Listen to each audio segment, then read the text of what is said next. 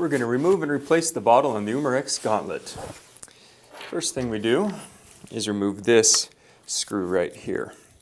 We can use our degassing tool.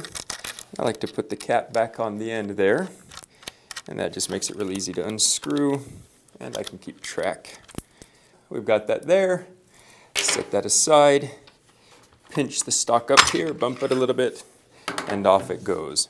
So we've got to get the pressure off of the bottle here before we remove it. So there's a couple of ways of doing that. The Umarex Gauntlet comes with a degassing tool, which you insert in here and twist and hold that down, and it'll degas the entire bottle, removing all of the pressure. And then you can just unscrew it. The way that I prefer to do it, so that I can keep the air in here, is I just give the bottle about a full turn, and then fire it a few times. You can hear it getting quieter.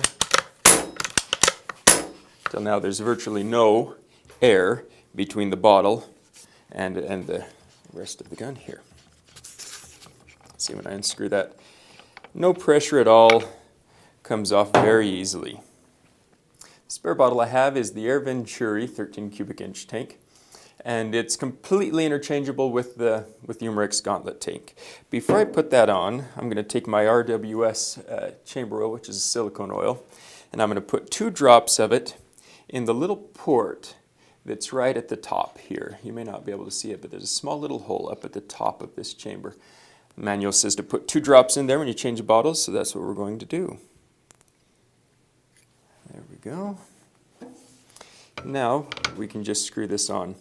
And you can carry these tanks completely pressurized and change them out in the field like this, so you can have a spare. So the bottle's on the gun, it's pressurized, and we're ready to go. What I like to do is, before I put the shroud on, is to just take a few shots, and I can hear that each one of them's full. What'll happen sometimes is this pressurizes before it's completely seated, and you'll take a few shots and the velocities drop off. What you need to do is then just give it another turn and snug it up, and then you'll be fine. So I just like to test that beforehand. So we're just going to put this on now. Sometimes a little bump on the side just helps it settle into place like that.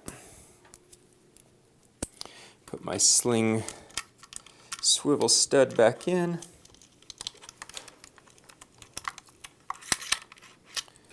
Tighten that up, and we're ready to go do some more shooting.